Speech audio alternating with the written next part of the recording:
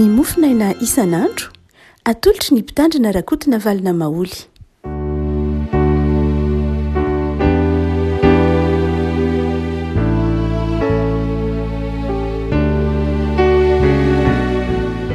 Ifaliana ny havana no iravanantsika trarity talata fa 7 ny volana May ity ny mofinaina voalahatra ao antsika dia ny taratasy nosoratan'i Paoly ho an'ny Romanina. Romanina toko fahavalo andininy fahasivy ka hatramin'ny andininy fahatelo ambin'ny folo. Romanina toko fahavalo andininy fahasivy ka hatramin'ny andininy fahatelo ambin'ny folo. Fakitsika amin'ny anaran'i Jesosy. Fa ianareo tsy ao amin'ny nofo fa ao amin'ny fanahy. Raha ny fanahin'Andriamanitra no mitoetra ao anatinareo. Fa raha misy kosa tsy manana ny fanahin'i Kristy dia tsy asa izy. Fa raha Kristy no mitoetra ao anatinareo, na dia maty ihany aza ny tena no ny ota dia fiainana kosa ny fanahy no ny fahamarinana. Ary raha ny fanahiny izay nanangana an'i Jesosy tamin'ny maty no mitoetra ao anatinareo, dia izay nanangana an'i Kristy Jesosy tamin'ny maty no hamelona ny tenanareo mety maty ao amin'ny fanahy izay mitoetra ao anatinareo. Ary amin'izany ny rahalahy dia mpitrosa isika, tsy amin'ny nofo anefa ka ho velona araka ny nofo, fa raha velona araka ny nofo ianareo dia tsy maintsy maty, fa raha ny fanahy no aminoanareo ny asan'ny tena dia ho velona ianareo. Ry iray masina no manamasinana ny fahamarinana, ny teninao no fahamarinana. Amen. Isan'ny manatoerana lehibe dia lehibe eo amin'ny fotom-pinoana kristianina ry havako ny epistily ho an'ny Romanina. Tsy hoe ity epistily ity ihany no isan'ny na voalohany izay ny purany antsoina hoe fantsipavahana, satria namaky ny Romanina ny Martin Luther no nahatonga azy ahita taridalana momba ny fantsipavahana. Ary itoeran'ny fifandraisan'ny fantsipavahana tamin'ny epistily ho an'ny Romanina io koa no mandrakariva nahatonga reo mpanao heviteny maro samihafa. Calvin ohatra rehefa nanomboka hanao heviteny dia nanomboka tamin'ny Romanina. Nidika teny iombonana ny Taubes tany Frantsa zany dia rehefa nadika tamin'ny teny iombonana zany na niarahana nandika dia saika ny epistily ho an'ny Romanina. Ary be dia be reo karazana asa soratra izay mivoafy ny epistily ho an'ny Romanina. Ny epistily ho an'ny Romanina dia saika mitanisa be dia be momba ny fotom-pinoana. Ary raha toa ka mijery izany isika, andeha ataontsika hoe ny asan'ny valy voalohany maratonga amin'ity toko fahavalo dia ampianatanatsika ity dia mizara telo. Ny toko voalohany ka hatramin'ny toko fahatelo ao amin'ny epistily ho an'ny Romanina dia miresaka manokana momba ny mahampanota ny olona, ny mahampanota ny olombelona. Miverimberina ao amin'ny toko voalohany hatramin'ny toko fahatelo iny hoe efa nania avokoa ny olombelona rehetra, efa nanota avokoa ny olona rehetra. Noho izany dia ny tapany voalohany amin'ny epistily ho an'ny Romanina, ny toko telo voalohany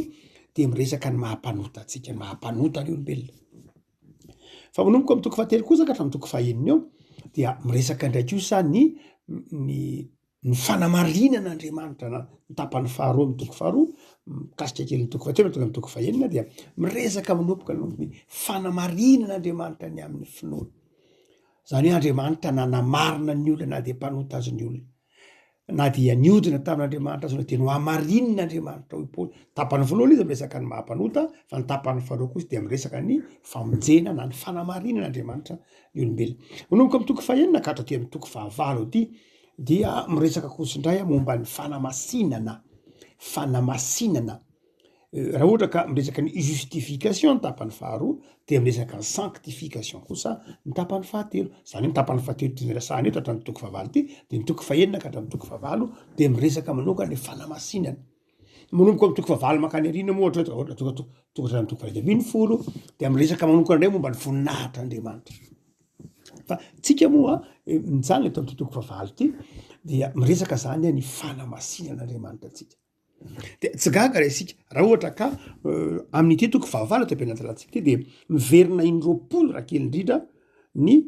fanahy masina. Miverina indroapolo na mihoatra zany aza ny teny hoe fanahy masina amin'ity. Ary saika isaky ny andininy anankiroa dia misy teny hoe fanamasina amin'ity toko fahavalo ity no betsaka indrindra ny fitanasanany fanamasina amin'ny toko ao anatin'ny baiboly akoatran'ny toko faharoabiny folo angaha misy hoe momba ny fanomezam-pahasoavana amin'ny taratasy nisoratany Paoly any Korintiana toko faharoabiny folo taratasy voalohany io fa akoatra dia saika amin'ity mihitsy aza no betsaka ny fitanasana momba ny fanamasina mazava ho azy satria mifamatotra amin'ny fanamasinana ny olona tsy misy fanamasinana ny olona raha tsy eo ny fanamasina ny fanamasina mahatonga ny olona afaka iaina ny fahamasinana eo anatrehan'Andriamanitra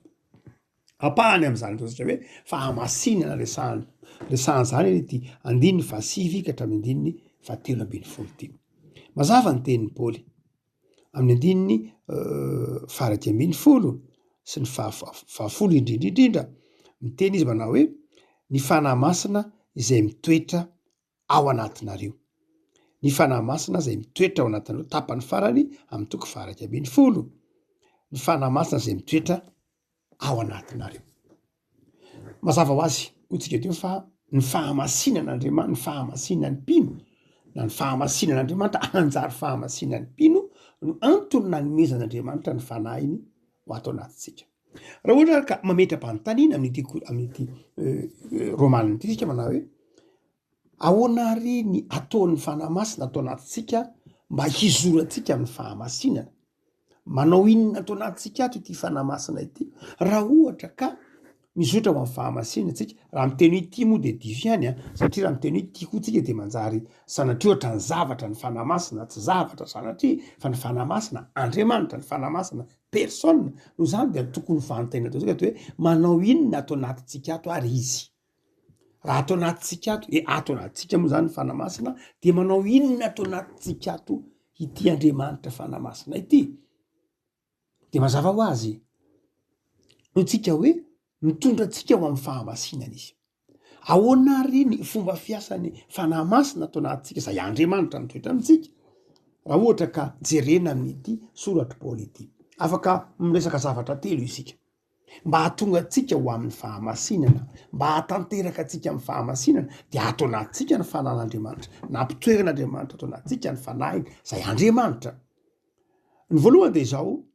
manome fahazavan-tsaina atsika ny fanamasina ahafantaratsika ny tsara sy ny marina ary ny tokony atao Paoly moa rehefa komanana fantatsika fa mpampianatra l'université raha lahatra amin'izao tontolo iainantsika zao dia mpampianatra l'université raha kely indrindra manam-pahaizana momba ny lalàna izy miofana momba ny lalàna izy no zany dia mazava ho azy fa olon'ny saina be Paoly aloha marina fa mpino be Paoly saingy tany Ambandohany dia olon'ny sainy Paoly ary hitatsika amin'ny teolojia amin'ny Paoly manotonga azy mameza toerana lehibe ny saina no zany dia ny fahamasinana amin'ny Paoly de manomboka amin'ny fahafantarana ny sitrapon'Andriamanitra matetika averin'ny Paoly ny soratra masin'ny testamenta taloha fa ny Hebreo koa mala manazava nina de tsy poizana ohatran'ny Hebreo no hoe ny fanahymasina rehefa tonga atao anatin'ny olona dia manome fahazavan-tsainan'ny olona ahafantaran'ny olona ny lalàn'Andriamanitra ahafantaran'ny olona ny sitrapon'Andriamanitra ataonao ahoana ny izotra amin'ny fahamasinana na tsy ampahafantaran'Andriamanitra ny ao natao hoe masina avelintsika ndray mandeha ny fahamaritana na ny testamenta taloha indrindra amin'ny bokin'ny Levitikosy sy ny bokin'ny Pentateuka natao hoe masina de izao fanarahana rindran-damina natao hoe masina rehefa mitentsika eo amin'ny boky Levitikosy hoe inona natao hoe fampam-pavahana masina de manaraka fomba-pivavahana inona natao hoe masina de manaraka lasitra anankiray izay efa napetraka zay natao hoe masina amin'ny testamenta taloha masina ny zavatra anankiray rehefa nanaraka niny rindran-damina sy ny lamina napetraka iny amin'izay fotoan'izay dia toy ny tsy anjera ny fahamasinana ary mahatonga ny tompony teny hoe matsalasa mety tsara velatsia fotsiny nareo satria ataonareo fombafomba natao hoe fahamasinana satria lasa latsaka tao anatin'izany fombafomba zany ny fariseo ka de ny heveriny fa ny atao hoe masina dia fanarahana tsy priany ilay lazainy fitaovam-bavahana ohatra sanatria ohatra hoe ny antsoiny hoe fanampam-bavahana masina de fanarahana ny litorjia raha ohatra ka vakina amin'ny testamenta taloha de izay natao hoe masina fa ny soatra masina ny testamenta vavoana nazavany hoe tsy zay nge natao hoe masina tsy zay natao hoe masina endrika ivelany handrefesany natao hoe fahamasinana zay fa ny tena fahamasinana tsy zay tsy hoe fanarahana zavatra tsipiriany takzay ka mahatonga hoe arahana tsipiriany lay fomba fa lay zavatra tena izy ambaran'lay fomba tsy arahana zay natonga ny tompony teny ty amin'ny molonareo amolotrareo nareo fa tsy tia amin'ny fonareo io tsika manao hoe ny fahamasinana zany tany amin'ny testamenta taloha dia hafa mihitsy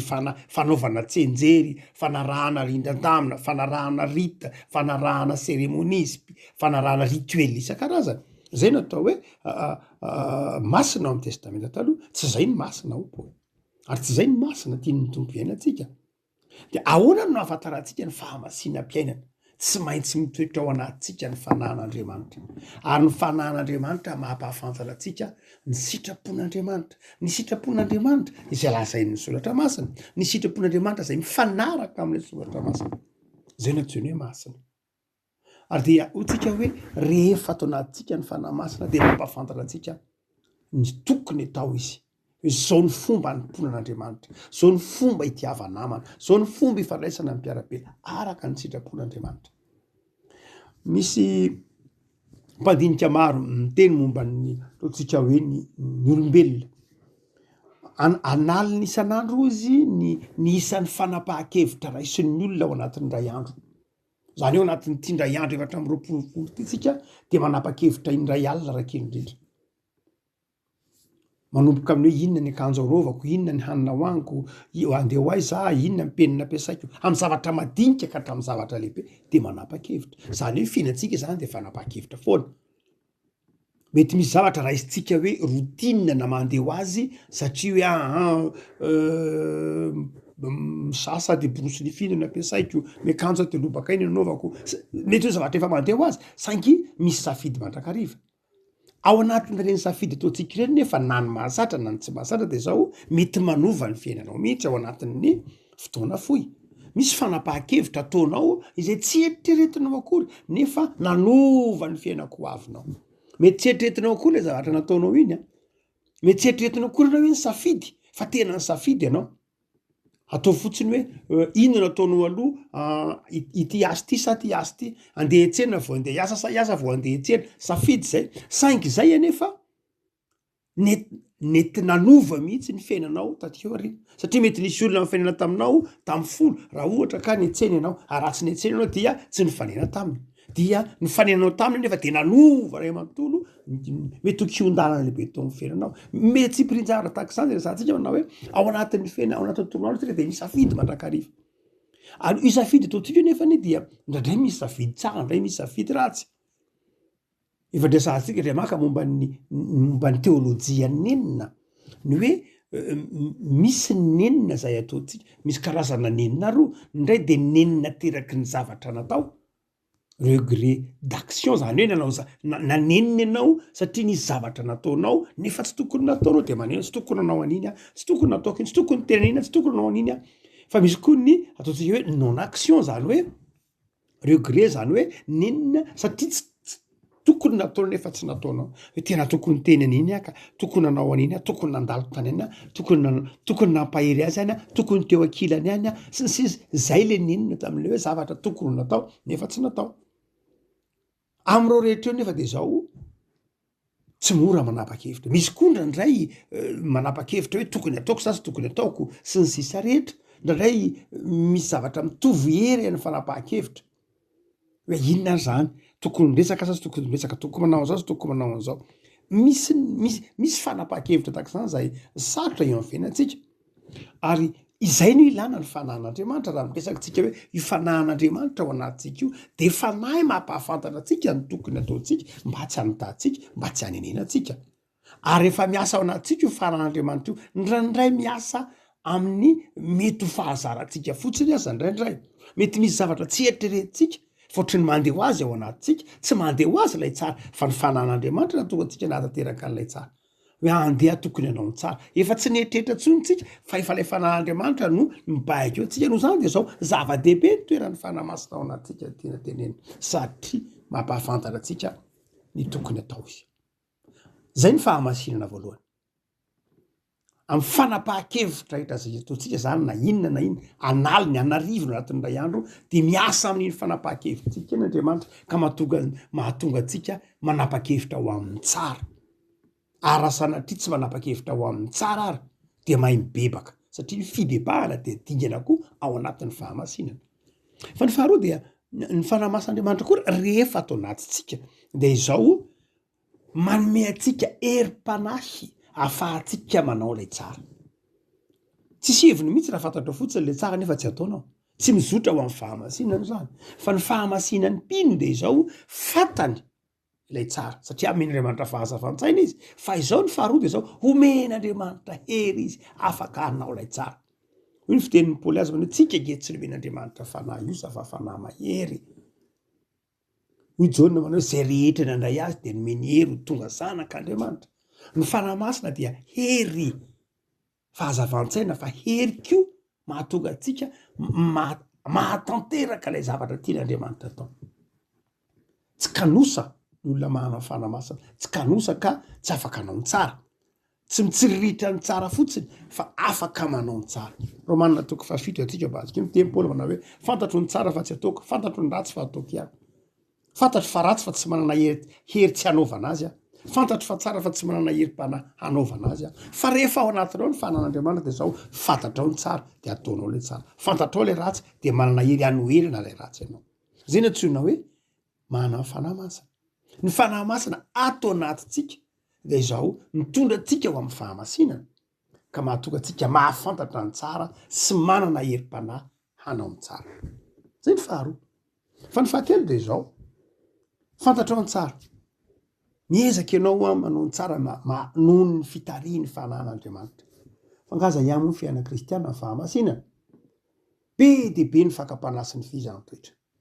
eo ampanaovana ny tsara ianao dia be dia be ny fihizaham-toetra sy ny fakapanahy be dia be ny zanatspika lefa n'ilay ratsy fantatrao ny tsara ianao zany mizotra ny fahamasinana fantatrao tsara ilay tsara miezaka ianao manao ny tsara fa ny zanatspika n'ilay ratsy dia be dia be mandavo dia ny fanahy masina ao anatinao dia fanahy miaro anao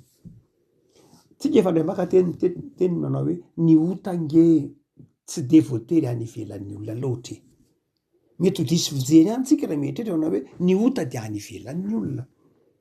ny ota tsy any ivelan'ny olona ihany amin'ny fomba hita maso fotsiny hoe ry misy fakapanahy ry misy zava-pisotro mamamo ry misy olona manao fihetsika fafa be dia be ry misy zavatra mitarika isan-karazana mety ho hita izay fa raha ny tena marina hoy Jesosy dia izao ny ota avy ao anaty ihany